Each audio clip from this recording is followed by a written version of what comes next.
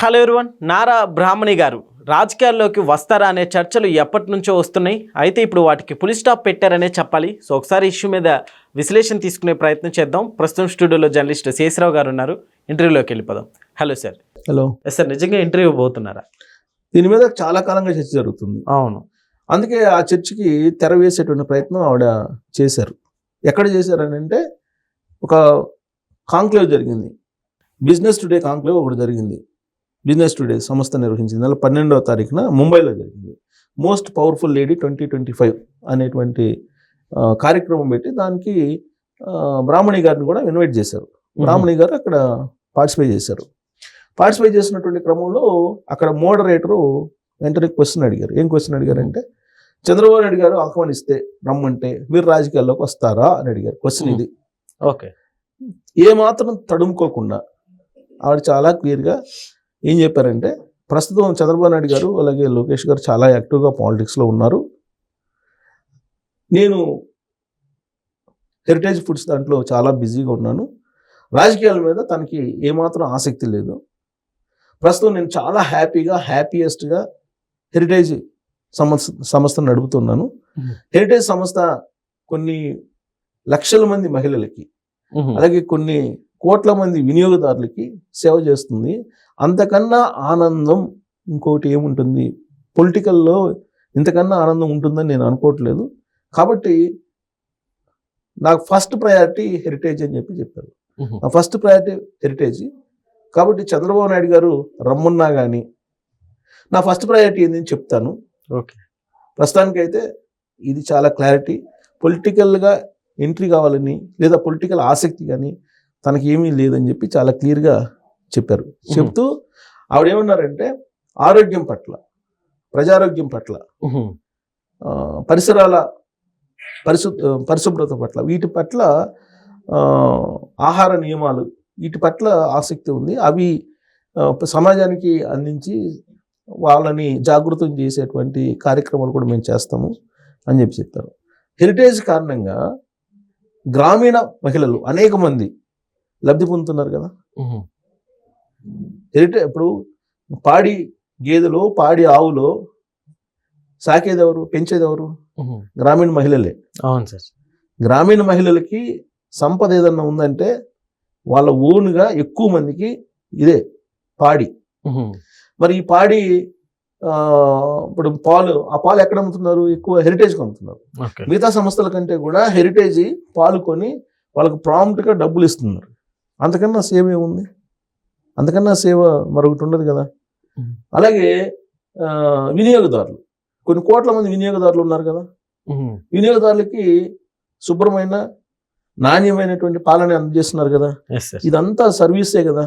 రాజకీయాల్లో కూడా చేసేది సర్వీసే కదా. మరి అలాంటప్పుడు రాజకీయాల్లోకి వెళ్ళాల్సిన అవసరం ఏముంది అనేటువంటి యాంగిల్లో ఆవిడ మాట్లాడారు. ప్లస్ ఈ న్యూట్రిషన్ ఫుడ్ వీటన్నిటి మీద అవగాహన కలిగించాలని ఉంది. అది నేను చేస్తాను రాబోయేటువంటి రోజుల్లో అని చెప్పారు. అలాగే వీళ్ళ గ్రామీణ మహిళల పట్ల చంద్రబాబు నాయుడు గారి ఫ్యామిలీకి, నారా బ్రాహ్మణి గారి కానీ లేదంటే భువనేశ్వరి గారి కానీ ఎంత కమిట్మెంట్ ఉంది అని అంటే, ఈ మధ్యకాలంలో భువనేశ్వరి గారు నేను చదివాను, చాలా నిజంగా గ్రామీణ మహిళలకి ఆవిడ ఎంత తోడ్పాటును అందించాలని చెప్పి ప్రయత్నం చేస్తున్నారు ఆవిడ.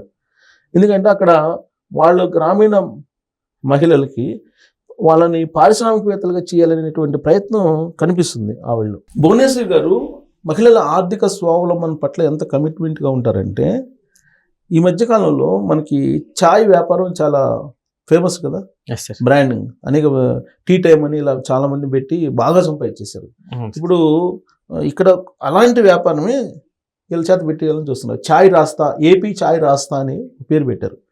ఛాయ్ రాస్తా అని పేరు స్కీమ్. ఆ స్కీమ్ పేరు ఆంధ్రప్రదేశ్ ప్రభుత్వం ఈ ఛాయ్ రాస్తా అనేటువంటి స్కీమ్ని పెట్టింది. ఈ స్కీమ్ని డిజైన్ చేసింది భువనేశ్వరి గారు అంటారు. ఇప్పుడు భువనేశ్వరి గారు పోయి ఈ స్కీమ్ని ప్రమోట్ చేశారు. అంటే ఛాయ్ రాస్తా అంటే ఛాయ్ అమ్ముకునేటువంటి స్టాల్స్, అంటే మామూలుగా అక్కడక్కడ పెట్టి అమ్ముతుంటారు. అలా కాకుండా దానికంటూ ఒక డిజైన్ చేసేసి ఫ్రాంచైజ్, బ్రాండ్ ఉన్నప్పుడే కదా ఫ్రాంచైజ్ వచ్చేది. ఈ ఛాయ్ రాస్తాకి బ్రాండ్ క్రియేట్ చేస్తుంది ఆంధ్రప్రదేశ్ ప్రభుత్వం. క్రియేట్ చేసి దాన్ని ఫ్రాంచైజీకి ఇస్తుంది. ఎవరికి ఇస్తుందంటే మహిళలకు ఇస్తుంది. ఇచ్చి ఏం చేస్తుందంటే దాంట్లో gasless electric tea machines ఇస్తారు. గ్యాస్ లేనటువంటి ఎలక్ట్రిక్ టీ మెషిన్స్, టీ తయారు చేసిన మెషిన్స్ ఇస్తారు. తర్వాత నెలకు 15 నుంచి 30,000 ఆదాయం వచ్చేటువంటి అవకాశం ఉండేలాగా ఏర్పాటు చేస్తుంది ప్రభుత్వమే ఈ ఛాయ్ రాస్తా కార్యక్రమంలో. ఇదంతా కూడా మెప్మా ఉచిత శిక్షణ ఇస్తుంది.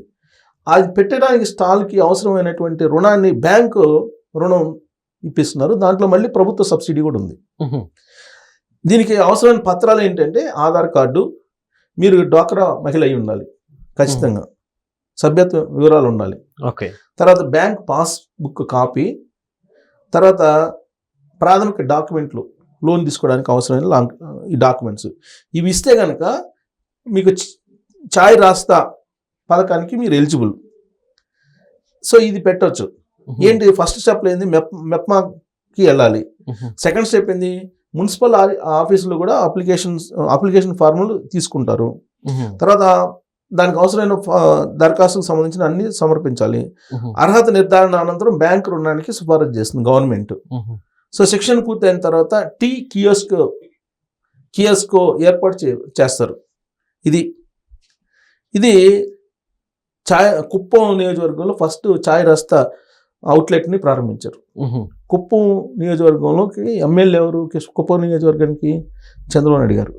కానీ చంద్రబాబు నాయుడు గారి కంటే కూడా అక్కడ ఉండేటువంటి ఓటర్స్కి భువనేశ్వరి గారు బాగా పరిచయం ఇక్కడ నుంచి. ఎందుకంటే ఆవిడే వాళ్ళతోటి ఎప్పుడు కూడా మాట్లాడుతుంటారు. ఇంటికి వచ్చినా కుప్పం నియోజకవర్గానికి వచ్చినా వాళ్ళతోటి మమేకం అవుతుంటారు. ఫస్ట్ అక్కడ స్టార్ట్ చేశారు భువనేశ్వరి గారు. ఇప్పుడు రాష్ట్రం మొత్తానికి దాన్ని స్టార్ట్ చేయడానికి ట్రై చేస్తున్నారు. ఓకే. సో అంటే మహిళల పట్ల, మహిళల ఆర్థిక స్వావలంబన పట్ల వాళ్ళకి ఎంత కమిట్మెంట్ ఉంటుందో ఉదాహరణ అది. సరే, ఇప్పుడు బ్రాహ్మణి గారు రాజకీయాల్లోకి వస్తారని అంటే చెప్పారు ఆవిడ, ఇది హెరిటేజ్ ద్వారా నేను ఎంత సేవ చేస్తున్నానని చెప్పారు. కాకపోతే పరిస్థితులకు అనుగుణంగా ఒక్కోసారి రావాల్సి వస్తుంది. లేటెస్ట్గా 2024 ముందు తీసుకుంటే చంద్రబాబు నాయుడు గారిని అరెస్ట్ చేసిన తర్వాత బయటికి అనివార్యంగా రావాల్సి వచ్చింది బ్రాహ్మణి గారు, అలాగే భువనేశ్వరి గారు.